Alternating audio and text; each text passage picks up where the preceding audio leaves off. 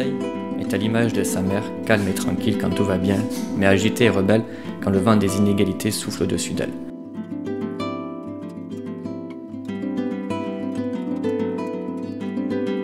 Mon périple m'amène directement dans le 3e arrondissement de Marseille, un secteur très durement touché par les mesures de confinement suite à la crise du Covid-19 en mars 2020.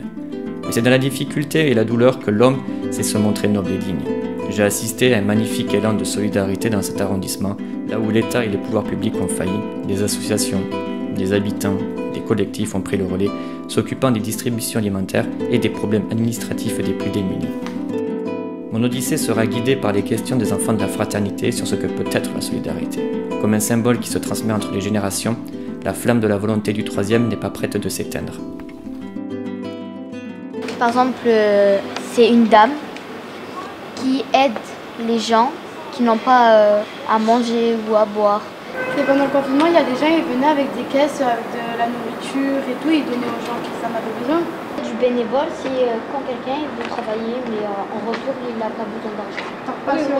Ouais, par contre, je sais, parce qu'il a envie d'aider. pour rendre service. Je vois dans ma photo, il y a un homme qui aide une personne âgée à traverser la route.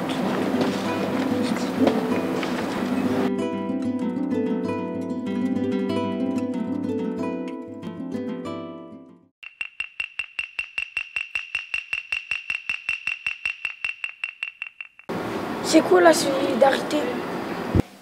Être solide ensemble, voilà, c'est l'idée qu'en restant dans son coin, on arrive des fois à se débrouiller, mais qu'à plusieurs, on arrive à faire changer les choses.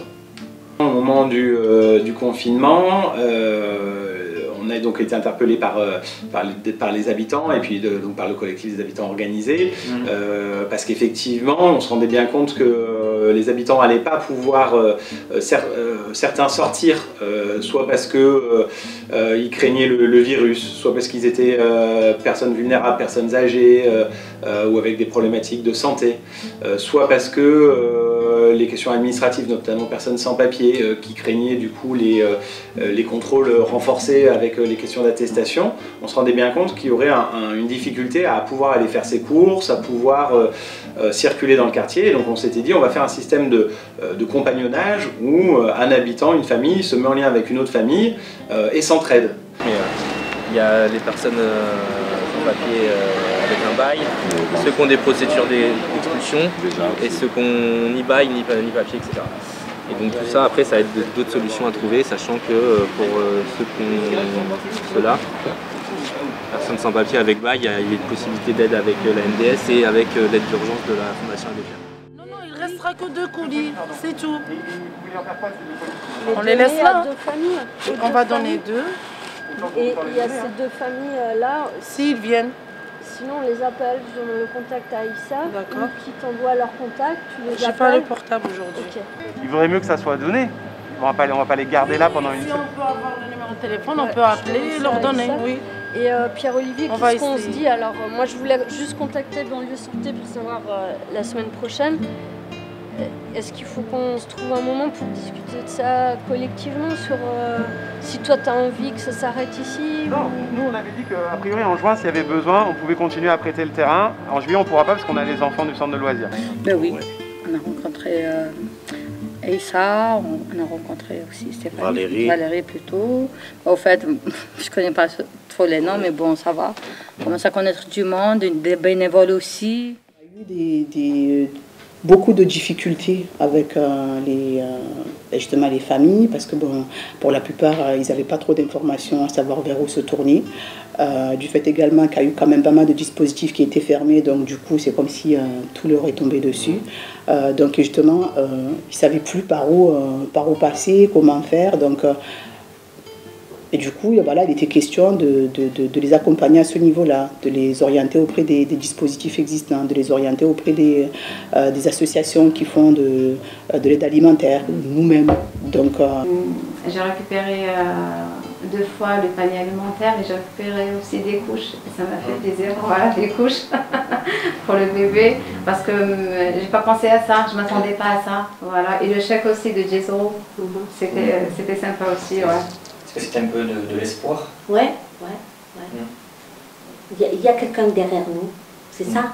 On a pensé à nous. Voilà, il y a quelqu'un qui était derrière nous.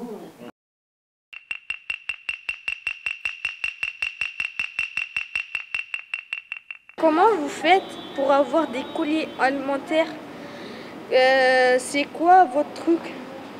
Vous l'appelez ou comment? L'aide alimentaire, donc voilà, il y a eu pendant le confinement un dispositif d'aide alimentaire, donc on a pu distribuer à certaines familles des denrées alimentaires donc pour pouvoir les aider. Donc là du coup avec le directeur d'établissement et d'autres partenaires, on va dire, des établissements scolaires, on a pu justement avancer sur une aide spécifique au niveau alimentaire avec certaines familles. Donc, la banque alimentaire fonctionne avec différents dons. Des dons de l'Europe, des dons de la France, des dons de particuliers, ça c'est tout petit, des dons de tout ce qui est GMS, grande moyenne surface, et des dons de tout ce qui est chaîne agroalimentaire. Quel a été le rôle un peu de la banque alimentaire pendant le confinement? Alors, je pense que ça a été un des rôles majeurs concernant les Bouches-du-Rhône. Concernant l'état de détresse de plusieurs milliers de familles, il a fallu répondre donc très rapidement, sur appel de la préfecture, à l'ensemble de toutes ces associations, de tous ces besoins. D'accord, le 3e fait partie du quartier le plus pauvre de France, d'accord, ok, mais on a quand même une grande solidarité malgré la détresse qui s'est mise en place sur notre arrondissement. Dire que moi cette commande, je l'ai commandée il y a 10 jours. Sinon, c'est pas sûr que j'ai tous mes produits que j'ai commandés. D'accord. Ensuite, la logistique, qui dit logistique, dit aussi vérification de ce que j'ai commandé. D'accord. Parce que les produits, je vais les vérifier. Et eux, ils reçoivent toujours, chaque semaine, des produits en complément. Des choses que j'ai pas forcément commandées, mais qu'ils ont reçues eux. Et là, je vais négocier avec eux certaines choses. D'accord. Est-ce que je peux avoir des céréales supplémentaires? Est-ce qu'il n'y a pas des chocolats? Est-ce que vous avez compris? Voilà. Donc là, il y a une forme un peu de négociation. Les fruits et légumes. Parce que la première fois que je suis venu, moi je ne sais pas qu'ils distribuent des fruits et légumes. Mais des fois, ils ont des fruits et légumes un peu cachés. Donc il faut un peu demander, il faut insister. Ça va, chef, tu as reçu un peu des fruits et légumes. Tu pourrais, si tu en as, tu peux mettre un peu de côté. Voilà. Donc ça, c'est mon rôle. Je vais pointer. Et après, ce qu'on va faire, il y a un magasinier qui va chercher notre commande. Préparer aussi ce qui manque. Et puis après, c'est chargement. Venez voir. Par exemple, là, vous avez, vous voyez, hop, regardez.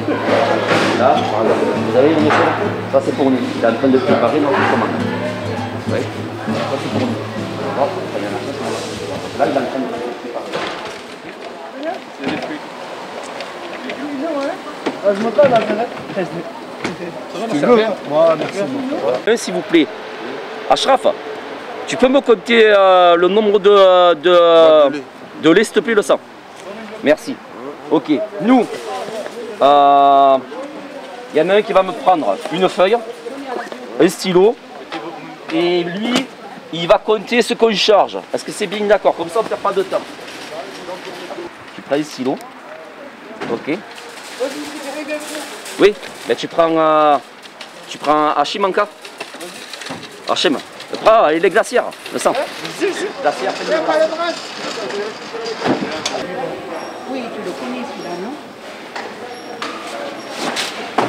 Qu'est-ce que tu es en train de changer? On va prendre des produits frais que je vais mettre dans les glacières. Des blocs de glace à l'intérieur pour tenir les produits au frais. C'est Rafos Colombe de la Villette. Non, il ne me connaît pas. Voilà. C'est la première fois que je viens à la BA, moi. Donc là, tu vois, aujourd'hui, c'est rigolo. Hein. Tiens, Saint-Mauron, Saint-Lazare et la Villette. Tu vois, on représente le 3e. Il reste et toi, la Belle de Mai. La Belle de Mai. Voilà. Donc là, le 3e est représenté.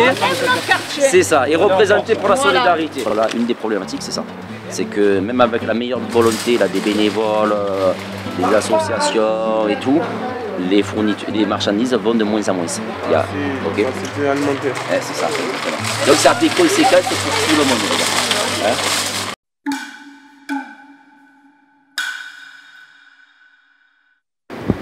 Moi, j'aimerais savoir comment vous savez que les gens que vous donnez à manger, ils sont vraiment pauvres, ou s'ils font la comédie.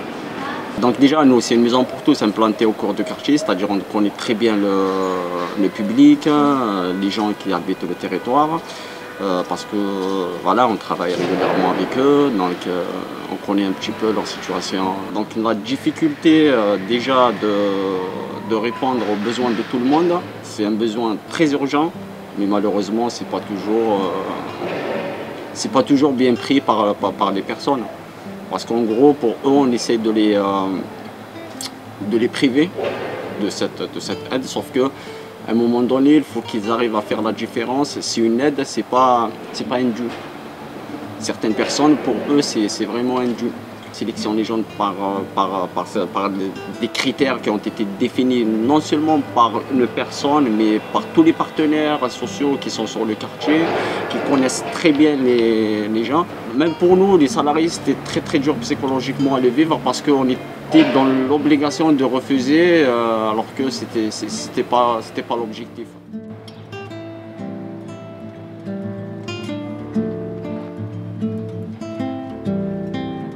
Voilà, je te jure, c'est pas vous, les filles. Je vois, on dirait un quartier en deux. Regarde, tu vois ça et tu vois ça. Et tout.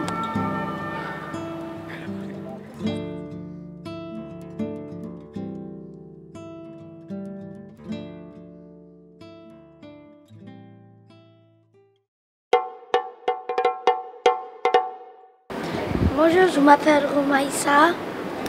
Pourquoi les gens aident? Ils aident. Alors pourquoi les gens aident? Je pense que profondément, on est, les êtres humains vont vers les autres. Restez dans le coin là. Attends, va. Yeah. Yeah, madame fine. On aide aussi par bienveillance, par compassion, mais aussi pour que les personnes puissent s'en sortir. Bonjour, je m'appelle Ibrahim, j'ai 15 ans, j'habite à Flexpiat. Je suis ici pour aider les jeunes qui n'ont pas de moyens d'acheter de la nourriture et tout ça. Donc aujourd'hui, on est venu avec le centre de Saint-Mauran pour aider les jeunes, voilà. Et les familles aussi. Pour toi, c'est important de faire ça? Oui, pour moi c'est important, parce qu'on aide les familles, parce que imaginons que c'était nous qui étions imaginons que c'était ma famille qui était dans ça, et les autres qui nous aident et tout, moi je trouve que c'est une bonne action. Okay.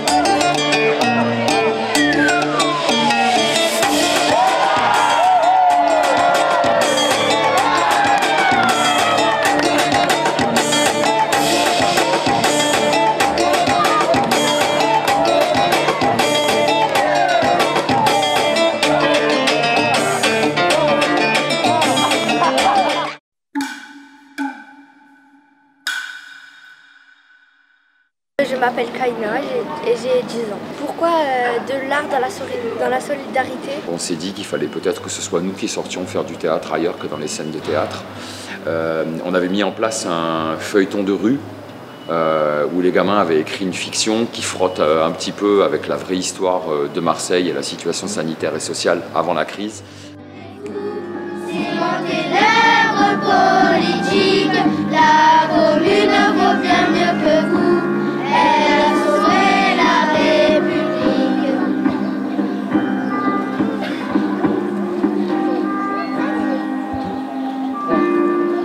Par le sang qui ruisselle et bout, par le vent qui bat notre nos portes, par tous ceux que l'exil emporte. Debout, debout, debout, jurons de manger notre morte. Du coup, c'est un peu le thème, c'est ce qu'on retrouve dans, dans cette affiche, ce que tu nous l'as présenté. Oui, tout à fait. Donc on a décidé de transformer notre projet qui à la base était un feuilleton théâtral en déambulation dans le quartier en journal de mur. Donc à l'époque de la commune, il existait des journaux de mur qui renfermaient dans leur affiche une part artistique et une part d'information utile et nécessaire pour les habitants. Il n'y avait pas la télé, etc. à l'époque, donc en fait les gens qui n'avaient pas forcément des journaux, qui pouvaient s'acheter des journaux, ils pouvaient sur les affiches trouver que tel jour, à tel endroit, il y a une assemblée de citoyens qui vont débattre, je dis n'importe quoi, des problématiques de loi. Et donc nous, on a voulu faire la même chose, c'est-à-dire que nous, dans notre affiche aussi, on a une partie information utile, qu'on a voulu mettre en 3 langues. C'est important pour les gens qui ne lisent pas forcément le français, avec en même temps aussi un QR code qui renvoie à une page mise à jour régulièrement des informations utiles pour les habitants sur l'entraide. Problème de loyer, problème de colis, problème de femmes battues, problème pour les enfants, la PMI, enfin voilà, plein de choses comme ça. Et à côté, aussi une partie artistique, du coup, qui est l'émanation de notre projet sous forme de journal de mur, avec toute la partie qui est travaillée avec les jeunes. Et tous ces QR codes-là, en fait, c'était pour représenter un petit peu le projet à travers tout ce qu'on y a fait. Des chants, on a du rap, tout ça c'est du travail fait avec les jeunes, on a de la danse, et on a des vidéos.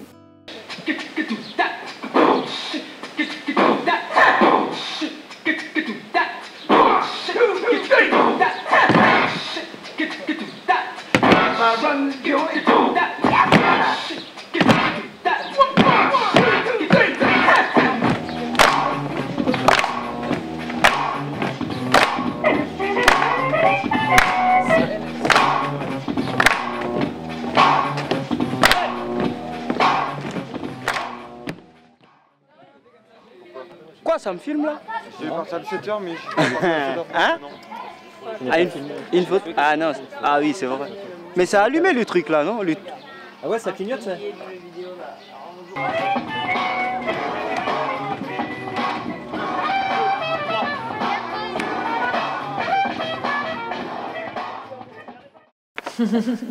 Il y a tellement de choses à faire.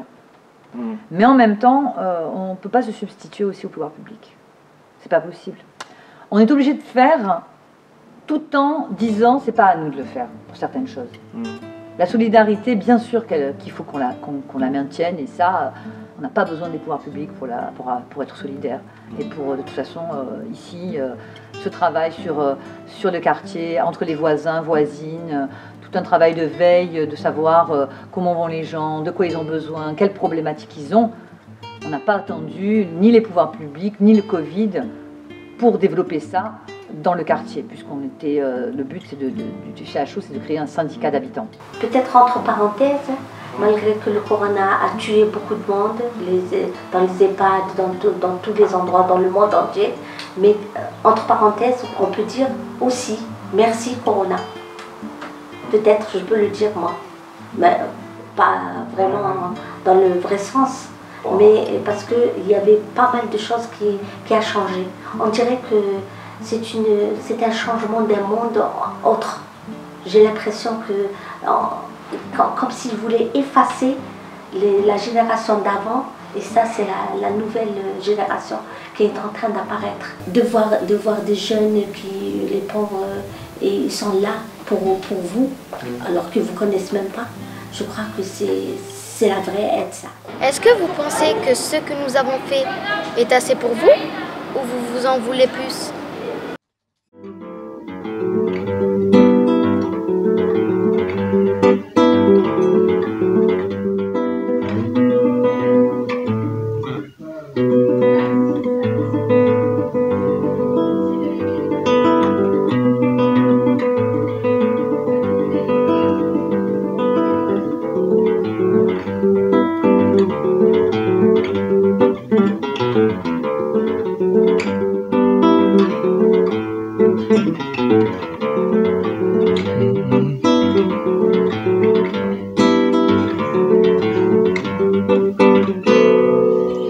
Est-ce que toi, si tu vois une vieille dame dans la rue comme ça, tu l'aiderais Oui. à traverser par exemple? Oui, mais il y a le coronavirus. Ah oui, en ce moment, oui. C'est vulnérable. Est-ce que tu l'aiderais à porter ses courses pour le Oui. Non, mais il y a une vieille dame qui habite chez moi, je la porte ses sacs. Ah bah voilà. Ça, c'est un acte de solidarité. Ça, c'est la solidarité. Ouais. C'est très bien. Merci.